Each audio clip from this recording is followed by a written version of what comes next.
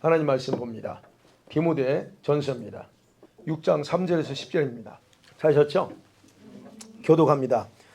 누구든지 다른 교훈을 하며 바른 말 곧 우리 주 예수 그리스도의 말씀과 경건에 관한 교훈을 따르지 아니하면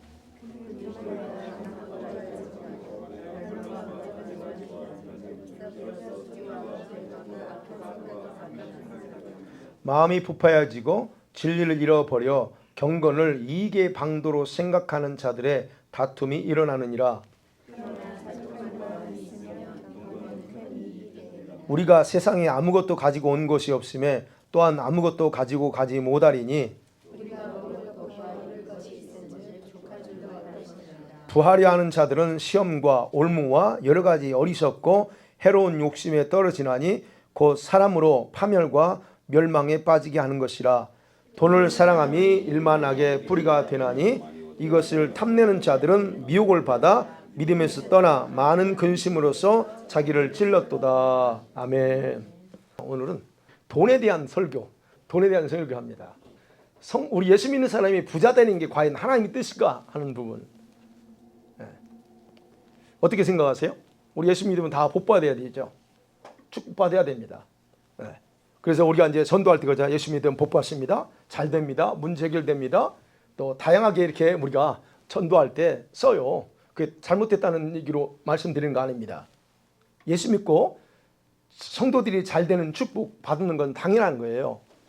그러니까 어떤 거예요? 어떤 축복에 예수 믿으면 영적인 묶임들이 다 풀어지고 자유하고 질병에서 속박에서 자유케 되는 거, 이건 당연한 사실입니다. 그게 진리 왜요? 예수님께서 오셔서 사역했던 기본 핵심이 바로 이 사역이기 때문에요. 오늘날도 역시 예수 믿으면 그런 풀림과 해방과 자유가 임하는 건 당연하다는 거예요. 그런데 이거는 우리가 이해가 되는데, 그러면 우리 실제적인 생활, 경제적인 물질적인 거는 어떻게 될까 하는 거예요. 어떻게 생각하세요, 여러분? 예수만 잘 믿으면 과연 물질의 축복 받을 수 있을까요? 또는 하나님을 경외하는 삶을 살면 하나님이 거기에 맞춰서 우리에게 물질의 축복을 풀어주실까 하는 거예요. 우리가 그런 부분에서 한번 생각해 봐야 돼요.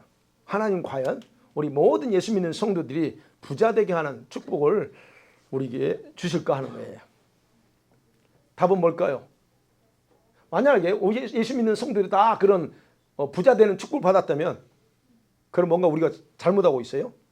자, 그런 부분에서 보려고 합니다. 오늘 바울이 디모데에게, 목회하는 디모데에게 지금 그 디모데가 섬기는 교회에서 있었던 어떤 그런 잘못된 이단들 가르침에 대해서 얘기하는 내용들이 나와요. 그러면서 이제 3절부터 바로 들어가는 거예요. 누구든지 다른 교훈을 말하며 그럽시다. 다른 교훈을 따르는 자들이 나온다는 겁니다. 자, 다른 교훈이 뭘까요? 여기서 말하는 다른 교훈, 헬라어로는 이단 사상을 말합니다. 헬라어 뜻에서는 이단 사상.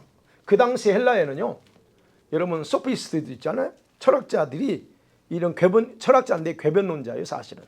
그런 사람들이 그들이 먹고 살기 위해서 했던 게 뭐냐, 웅변을 가르치고 그런 변론수를 가르치면서 돈을 벌었어요. 오늘날도 뭐 그런 거 나쁜 건 아니겠죠. 먹고 살기 위해서 그런 전문가들 하겠죠. 그런데 문제는 당시에 이 영지주의자들이, 이단들 있잖아요. 이 영지주의자들이 이런 이상한 이단 사상을 교회에 끌어들여 와가지고 초대교회를 혼란시켰다는 게 문제입니다. 네. 뭐 밖에 서는 거 문제 없어요. 그죠? 그들이 뭐 생업이니까. 근데 이런 이상한 논리를 교회로 끌어왔다는 얘기예요. 바로 그런 것을 바울은 정확하게 인식하고서, 그래서 디모데가 목회하면서 조심할 것 미리 경고합니다. 그렇다면 다른 교훈이 뭐냐는 거예요. 이단 사상인데 우리가 실제적인 면에서 오늘 본문과 관련돼서 볼 때 다른 교훈이 뭐냐는 거예요. 여기서 말한 다른 교훈, 돈과 관련돼서 말합니다. 바울이 돈과 관련돼서 진짜 말씀인 것처럼 가장된 것을 진리라고 가르치거나 따르도록 하는 교회 안에서의 교훈을 말합니다. 여러분, 하나님은 백만장자를 만들 수 있습니다. 맞죠? 하나님은 그런 할 수 있습니다. 그래서 우리는 부자가 되기 위해서 기도해야 된다. 예. 돈이 많으면 더 많은 주의 일을 할 수 있다고 생각하잖아요, 우리가. 그러니까 우리는 교회가 더 성도들이 많이 와서 11조 많이 냈고, 그래서 교회가 좀 이렇게 많아지면 얼마나 주의 일을 많이 할 수 있어요? 그런 생각들을 한단 말이에요. 그래서 요즘은 또 어떤 분들은 그 재정의 어떤 물질 축복을 받은 분들이 강의하고 다니잖아요. 여러분, 그런 강의가 모두에게 적용될까 하는 거예요. 모두에게 적용 안 돼요. 어떤 특별한 믿음의 사람이 어떤 재정적인 축복을 받았다면 그건 그 사람에게 해당되는 거예요. 근데 그걸 모든 사람들이 다 적용해서 이렇게 하면 이런 축복을 받습니다라고 가르치는데, 그러다 보니 교회에서 자꾸 그런 사람 초대해가지고 강의 듣고 오잖아요. 이런 게 올바르냐 하는 거예요. 우리 성도들이 부자 되는 게 과연 하나님의 뜻일까? 여러분, 교회가 돈이 많아가지고 기업화돼 있잖아요. 한국이나 여기도, 미국도 마찬가지고 기업화돼 있어요. 그게 과연 축복일까 하는 거예요. 여러분, 돈이 많은 만큼 할 일이 많아져요. 또 돈을 쓰니까 많아집니다. 근데 어떻게 해요? 그런 많아져서 쓰던 것들을 돈이 줄어들면 어떻게 합니까? 못하게 되죠. 못하게 되면서 스트레스 받죠. 그러지 않겠어요?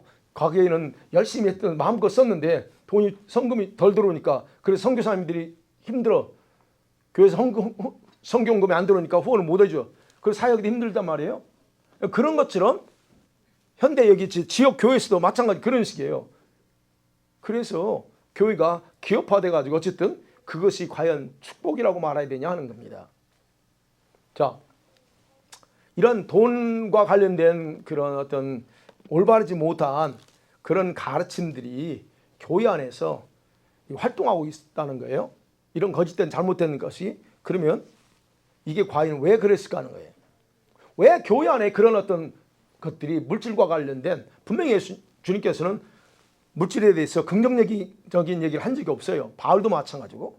그런데도 우리는, 목회자들은 교회에서 돈에 대해서 굉장히 긍정적으로 돈이 많아야 된다라고, 또 이래서 이렇게 하면 복을 받는다라고 말을 한단 말이에요. 과연 그게 올바를까? 왜 그럴까? 교회에서 그런 것이 생겼을까 하는 거예요. 결국은 세상적인 가치관을 교회 안에 무분별하게 끌어왔기 때문에 이런 결과가 온 겁니다. 어떤 사람이 이런 축복을 받았다고 하니까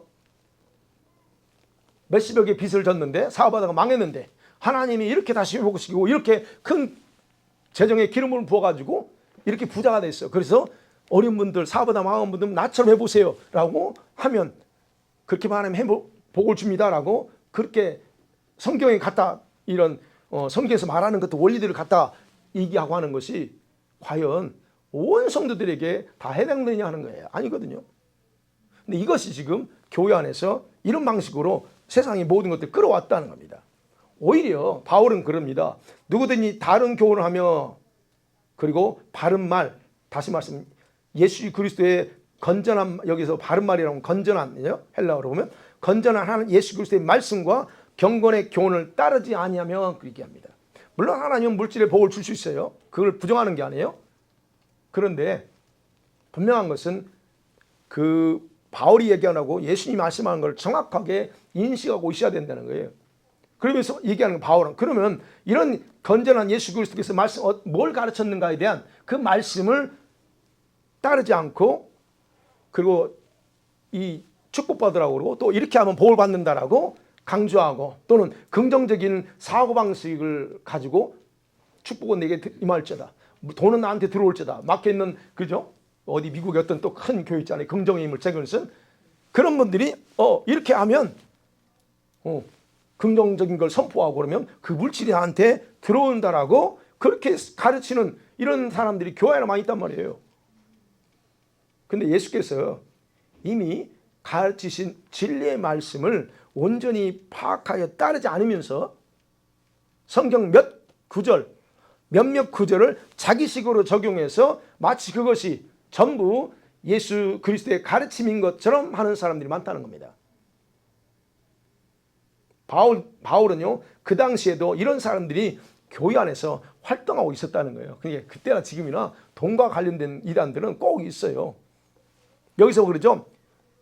3절에서 예수 그리스도의 건전한 그 교훈을 따르지 아니하면이란 따르지 아니한다는 거. 헬라어는 그럽니다. 뭐뭐에 가다, 접근하다는 뜻이에요, 그게. 근데 본문에서는 유일하게 이 뜻이 접근하다는 뜻인데 비유적으로 사용해 가지고 그 가르침에 동의하다 또는 정신적으로 내가 가까이 다가가다라는 뜻으로 바울이 써요. 그러니까 예수님의 가르침에 동의하지 않으면 그런 얘기예요. 예수님이 이렇게 가르쳤는데 나는 이거라고 가르치고 이걸 동의하지 않는다면 이런 뜻이에요. 따르지 않는다고 하는 건.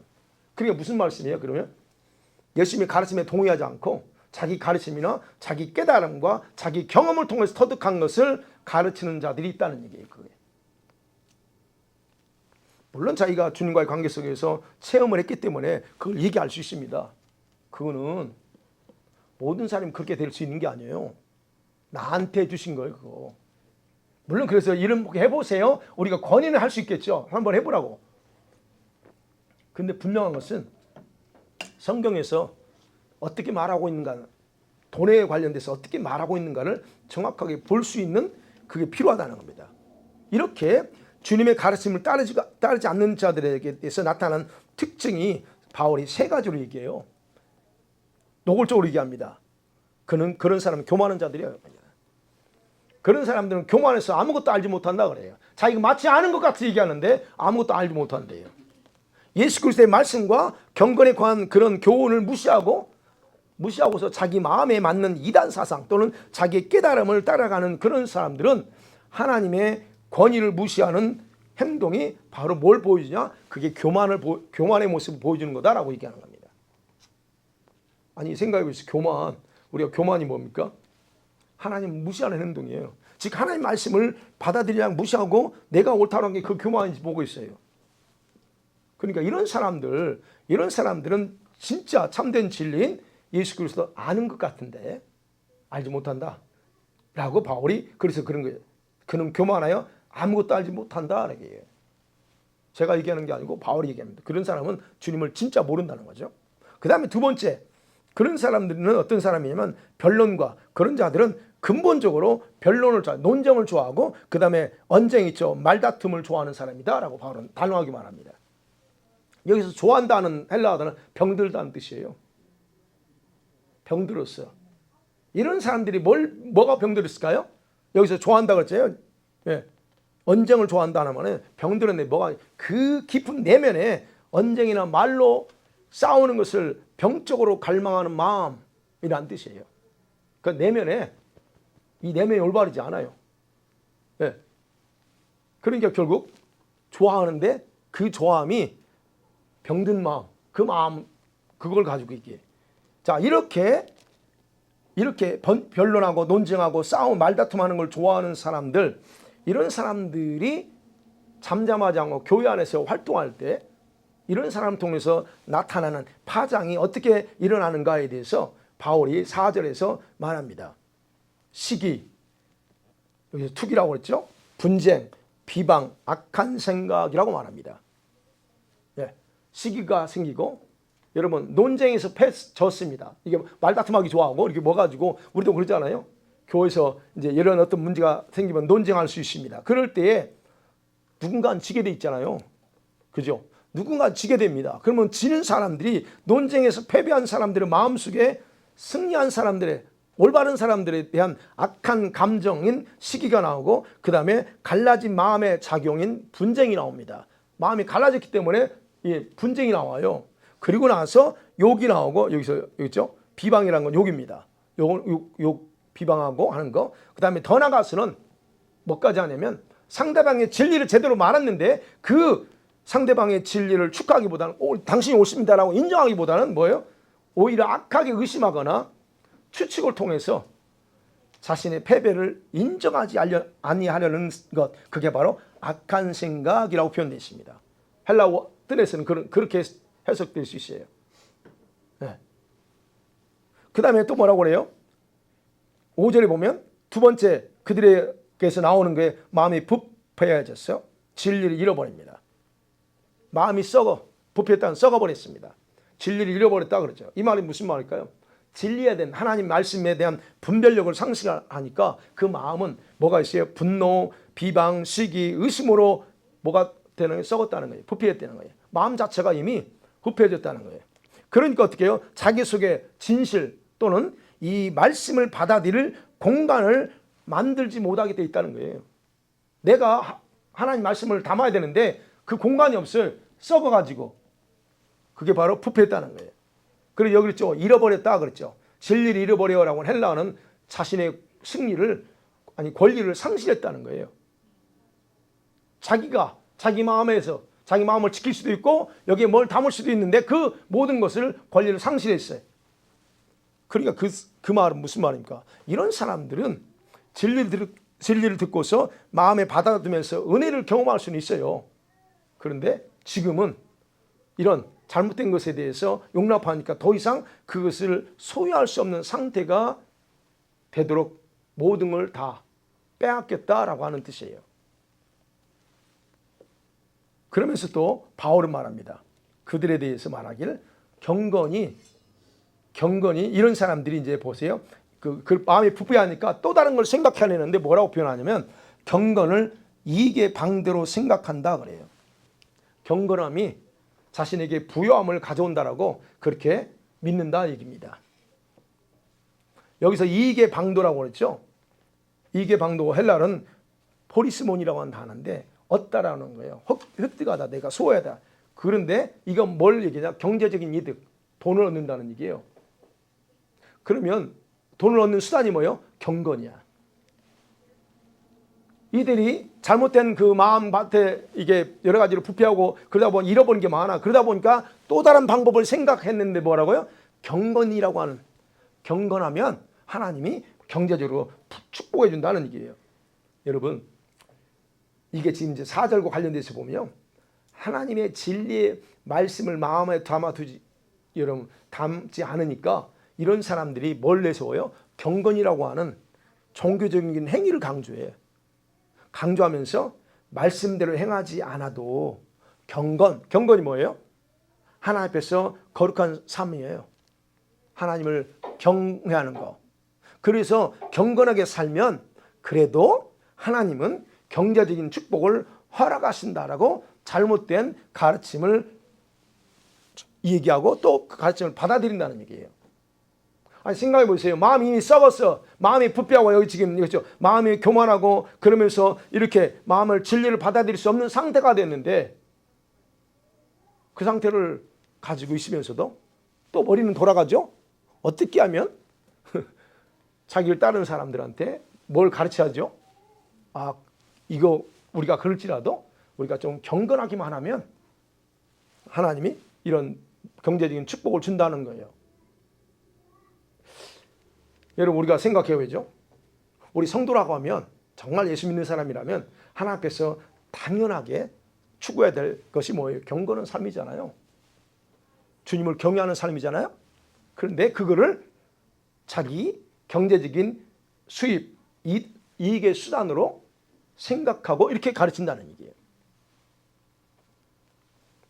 여러분 그러면 생각해 보죠. 바울이 지금 여기서 이런 잘못된 가르침들에 대해서 얘기하면서 그럼 오늘날 우리가 생각할 수 있잖아요. 경건하게 살면 하나님께서 정말 경제적인 축복을 주실까요? 답은 이럴 수도 있고 저럴 수도 있어요. 근데 바울이 뭐라고 하는 봐야 돼요.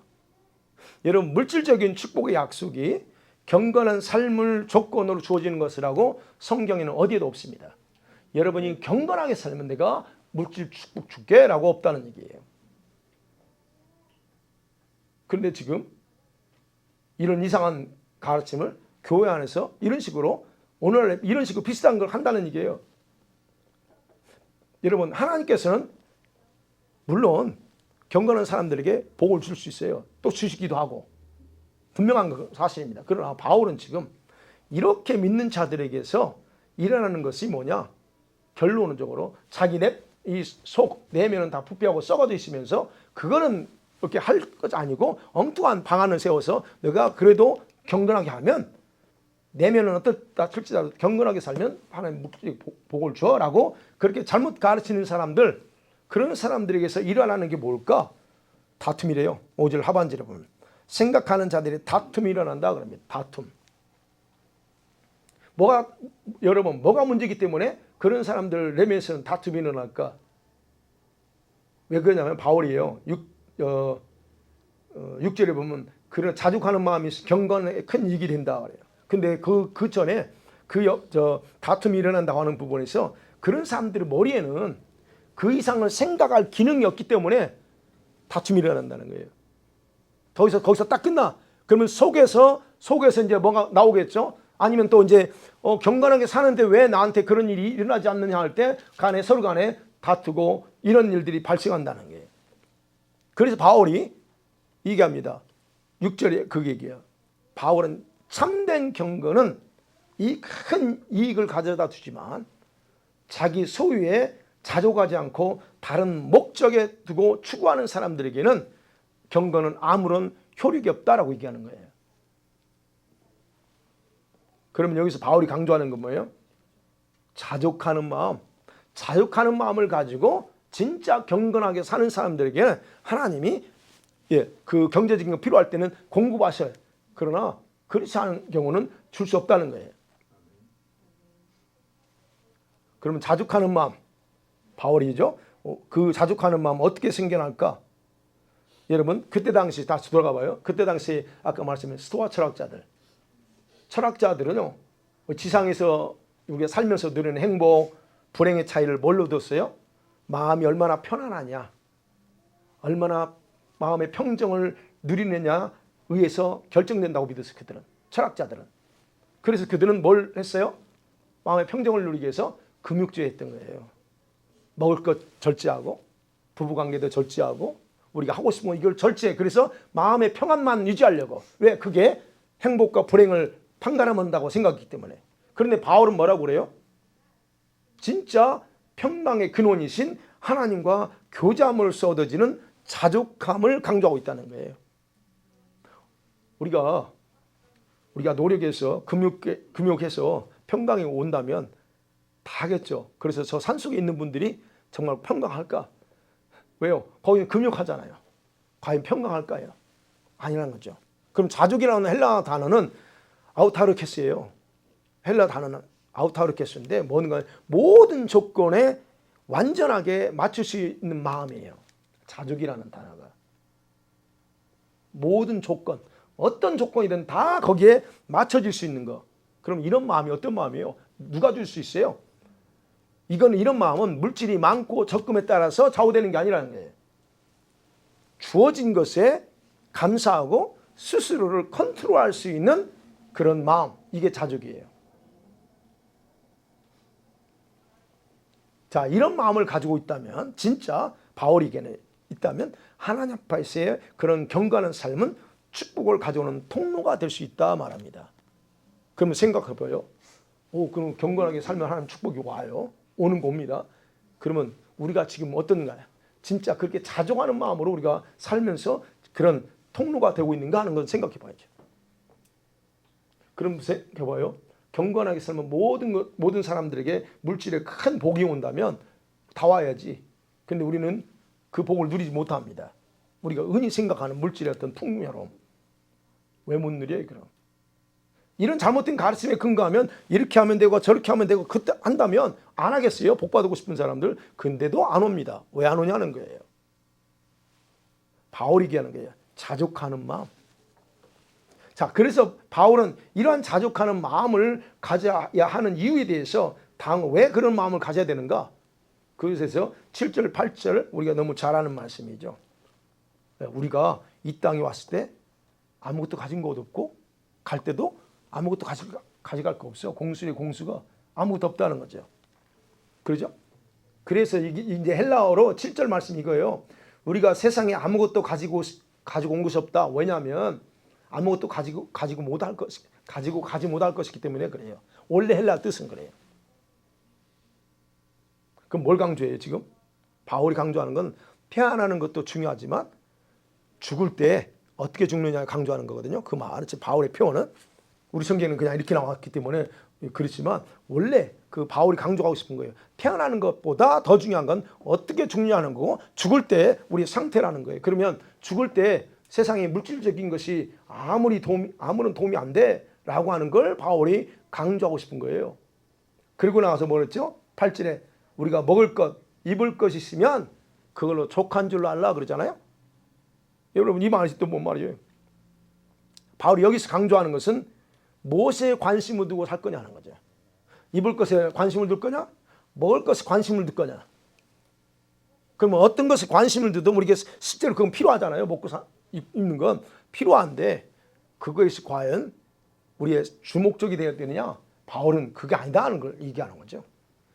내가 하나 있든 두 개 있든 그걸 하나로 족하라는 거예요. 그리고 뭘 하라는 거예요? 그럼 최소한 먹을 것과 입을 것만 취하라는 게 아니고 갖지 마, 돈 벌지 마, 소유하지 마라는 의미가 아니고 현재 주어진 것에 만족하면서 하나님의 나라와 그에 의해 더 큰 관심을 가지고 살라는 뜻으로 우리는 이해할 필요가 있습니다. 그게 바로 자족하는 마음이에요. 우리가 과거에 조금이라도 가져본 사람 아시죠? 가져보니까 어때요? 다 잃어버린 분들 가졌다가 어떻게 돼요? 여러분 우리가 그렇잖아요. 그때 그 삶을 보고 지금 보면서 후회되는 게 많을 거예요.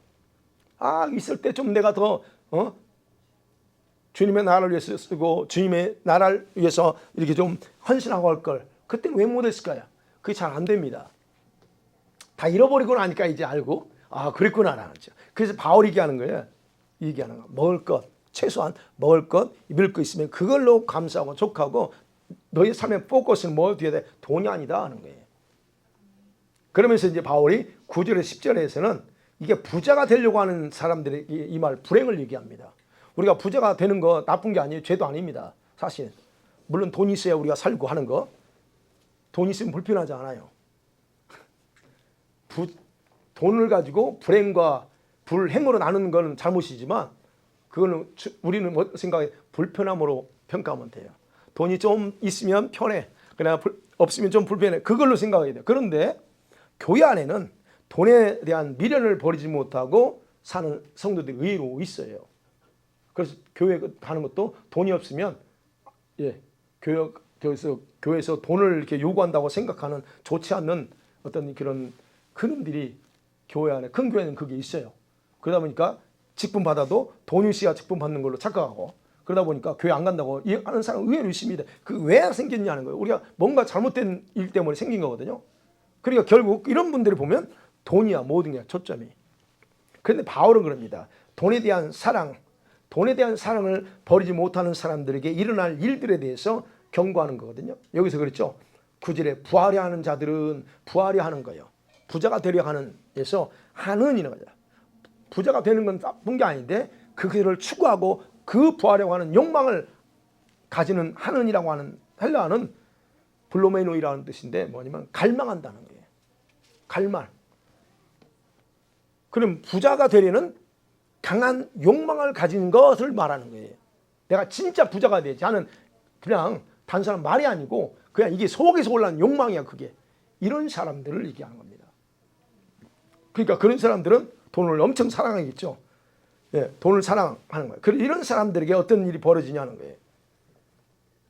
여러분 부자가 되려고 하는 건 생각 자체는 문제가 아니지만 그 결과가 문제된다는 거예요. 그 결과에 대해서 뭐라고 그래요? 9절에 그랬죠. 첫 번째 시험입니다. tempted. 내가 유혹받습니다.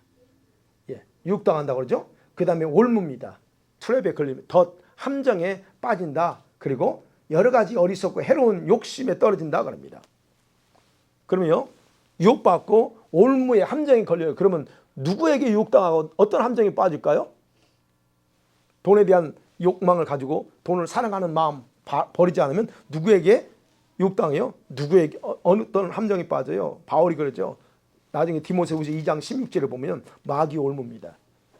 부자가 되려는 지나친 욕망을 가지고 있으면 결국은 유혹을 받아들이게 되고 그리고 마귀의 올무에 걸린다라고 디모데 후서 2장 26절에서 분명히 그렇게 이야기하고 있습니다. 그 다음에 여러 가지 해로운 욕심이라고 했어요. 여기 보면 여러 가지 해로운 욕심. 이건 또 마찬가지지만 재물에 대한 지나친 욕망이 결국 영혼의 눈을 어둡게 만들어서 결과적으로 하나님과의 교제가 단절되는 아주 해로운 욕심이요. 이게 여기서 해롭다는 아주 좋지 않는 결과를 초래한다라고 얘기합니다.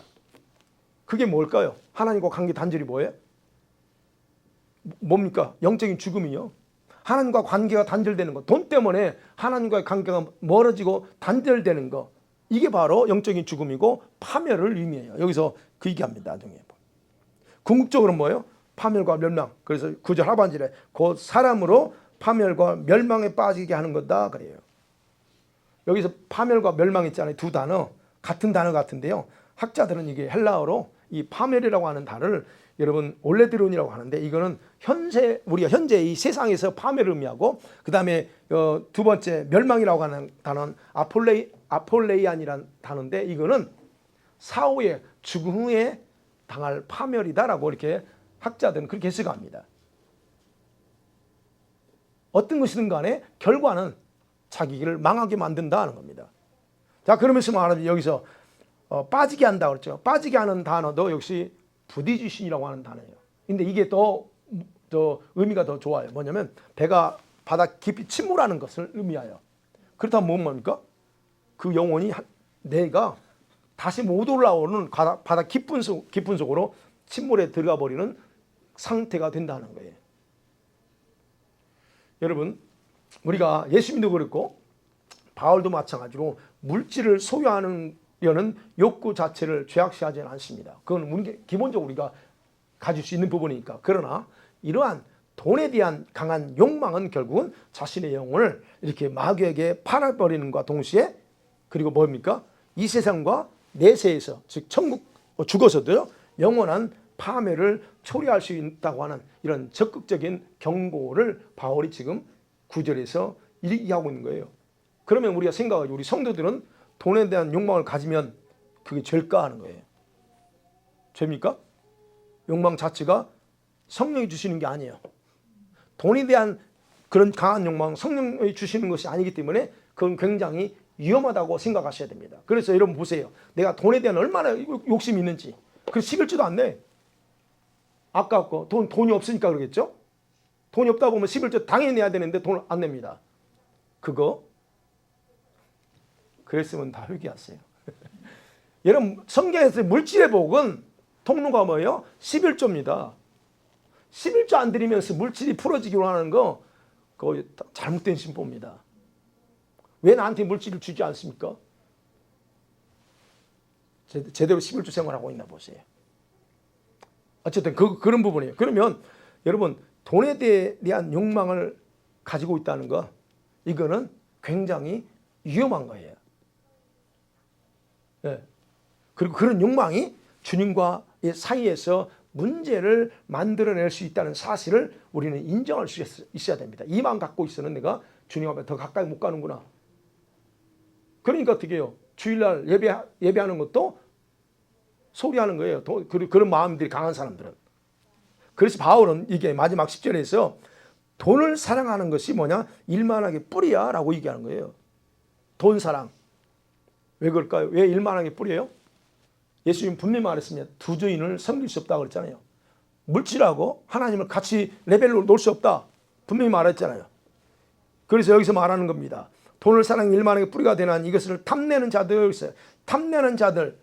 여기 탐내는다 하는 그 헬라어가 뭐예요? 잡으려고 손을 뻗치는 거예요. 이게 내 손에 잡힐 것 같아. 그러니까 손을 뻗쳐. 근데 안 잡혀. 그런 갈망. 그런 단어요. 근데 이게 현재 분사로 쓰였어요. 헬라어, 히브리어나 우리 영어 문법하고 약간 달라요. 현재 분사입니다. 그럼 뭐예요? 항상 돈을 갈망해. 이 돈을 잡으려고 갈망한다는 뜻이에요, 이게. 여기서 뭘 탐낸다고 하는 것은.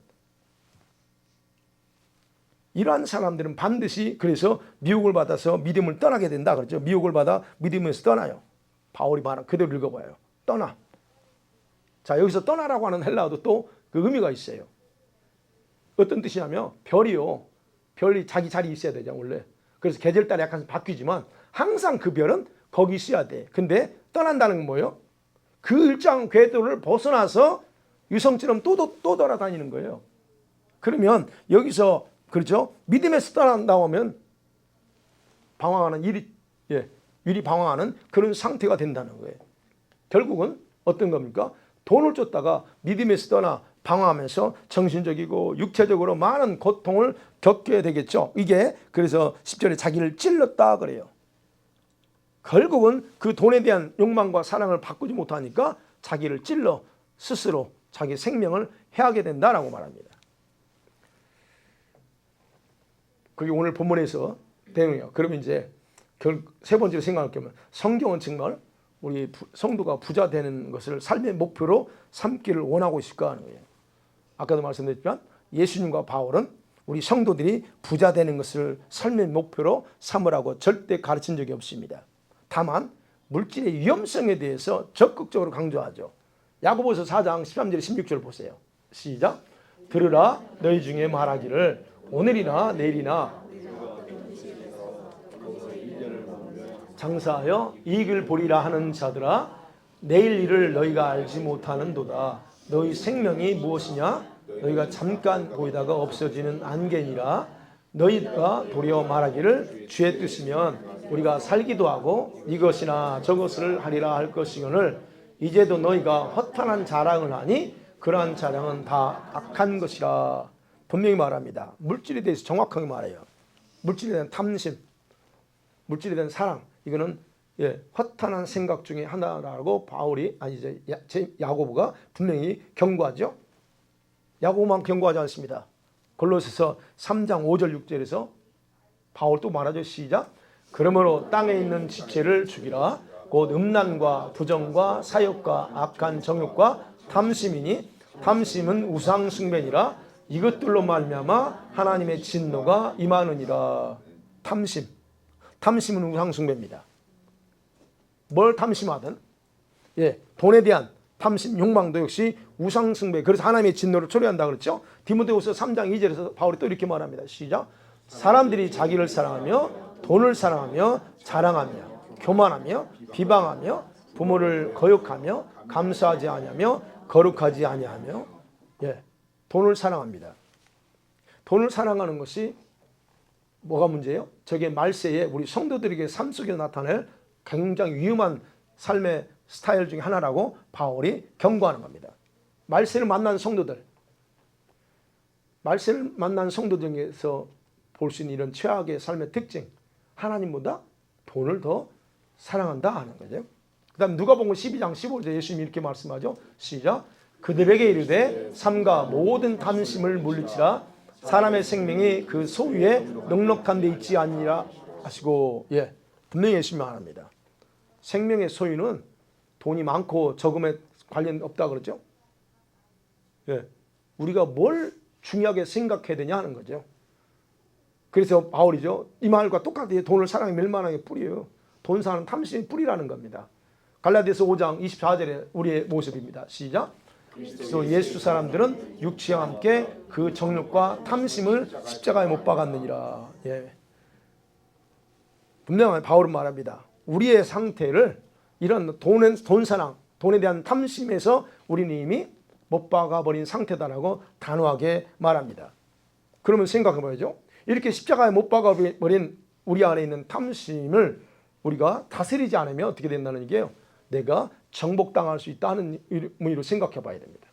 그래서 디모데후서 오늘 본문의 17절에도 그러잖아요. 이 17절에 뭐라고 합니까? 내가 이 세대에게 부한 자들을 명하여 마음을 높이지 말고 정함이 없는 재물에 소망 두지 마라고 합니다. 만족할 줄 알아야 된다는 게 재물이 아닌 하나님께 소망을 두고 살아야 된다. 이게 성경에서 우리에게 가르치는 물질과의 관계 속에서 살펴봅니다. 그 다음에 우리가 또 생각할게요. 그러면 그렇죠. 오늘 본문에서도 이 성경적인 그러면 돈에 대한 좋아 여러분 돈에 대한 성경적인 태도가 뭐여야 되냐? 6절 그렇죠. 자족해야 된다는 거예요. 주어진 것에 대해 자족하라. 경건은 재물을 모으는 수단이 아니에요. 경건은 굉장히 우리에게 중요하고 주님도 굉장히 중요하게 보시지만 그 경건이 재물에 대한 욕심을 충족시킬 수 있는 그런 건 아니다라고 하는 거. 그 다음에 8절 그랬죠. 입고 먹을 수 있는 것에 대해 그냥 만족할 줄 알고 감사라는 거예요. 만족함은 돈이 많고 적음에 의해서 좌우되지 않는다. 그리고 현재 누리고 있는 그런 부분에 대해서 그저 감사해서 시작하면 주님이 때로 이렇게 필요에 따라서 공부해주고 그렇습니다. 그러니까 저와 여러분이 하나님이 먹이 살리시는 분이에요. 다 공급해줘요. 근데 여러분이 생각하는 만큼 안 주기 때문에 하나님이 나에게 안 주시는 것 같지만 분명한 것은 하나님은 우리에게 필요한 것 다 주십니다.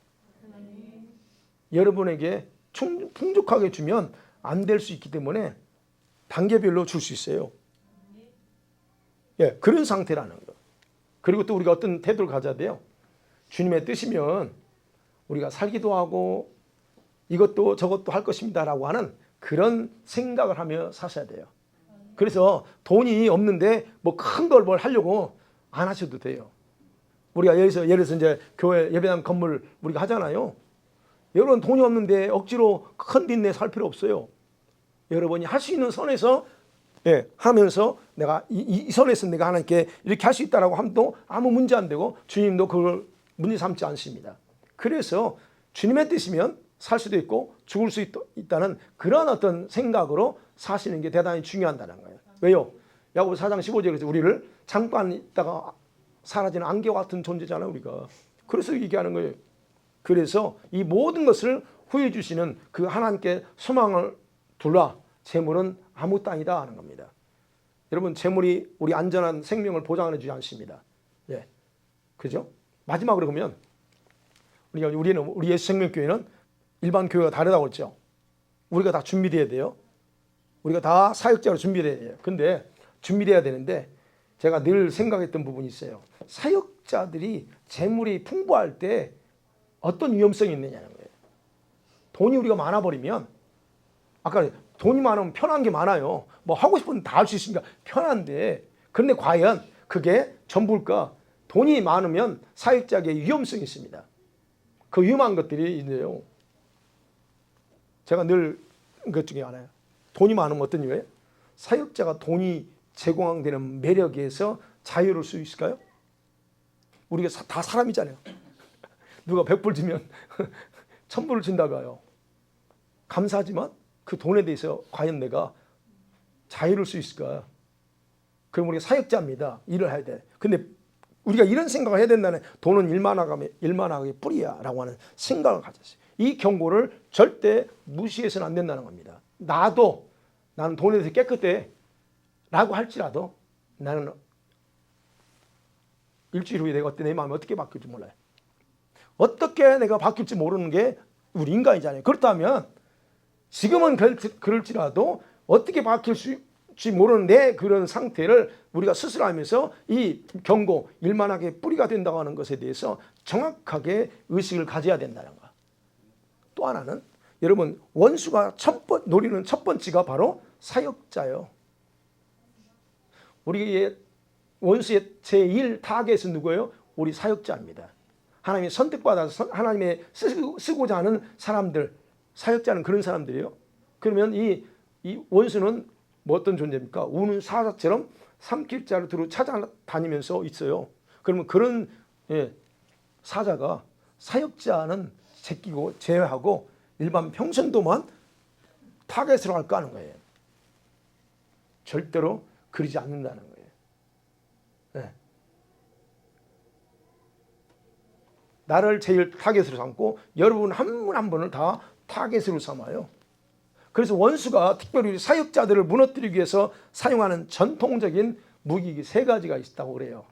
신학을 공부하면 다 그 교수님이 가르쳐 줍니다. 첫 번째 뭐예요? 돈. 돈, 성공하는 거. 목회자 성공을 원합니다. 남자들이 이제 목사니까 목회할 거요. 신학교일 때 어떻게 하면 목회 성공에 대해 굉장히 관심 많아요. 그래서 뭐 성공하는 비결 뭐 이런 그 했다는 사람 옛날 책들 많이 봐요. 근데 어찌됐든 이 돈이 이 원수에서 전통적인 무기입니다. 그 다음에 또 하나 볼까요? 여자 문제입니다. 음란 문제. 그 다음에 세 번째 뭐예요? 다 알잖아요. 명예 또는 정치. 목회자 중에 정치하는 참 많습니다. 이런 것이 이 3가지는 굉장히 그래서 내가 어느 부분에 약한가 보셔야 돼요. 여러분 전부 다 같은 이제 사역을 한다면 내가 어느 부분이 약하지? 다 스스로 한번 점검해 보세요.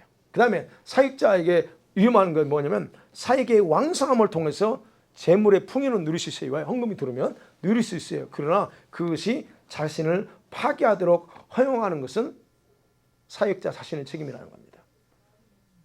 원수가 뒤에서 장난질 했을지라도 책임은 누구한테 있어요? 나한테 있다는 거예요. 예. 그래서 여러분, 사역자는요, 아무리 사역이 왕성하다 해도 그 사역자의 삶은 예수님처럼 바울처럼 사는 것이 굉장히 중요하고 그게 성경적이어야 된다는 거예요. 네. 돈에 대해서 특별히 깨끗해야 되고 이런 거예요. 바울이 어떻게 살았어요? 어떻게 했어요? 그럼 풍요로움을 언급한 적이 없어요. 자죽하면서 있는 선에 항상 그래서 자죽할 줄 알아요. 빌립보서 3장에서 자죽하는 걸 배웠어요. 그래서 어떤 상황이든 거기 맞춰 다 자기를 적용해서 거기 맞춰 행하여. 그래서 항상 하나님의 나라 확장 위해서 자신의 전부를 투자했잖아요.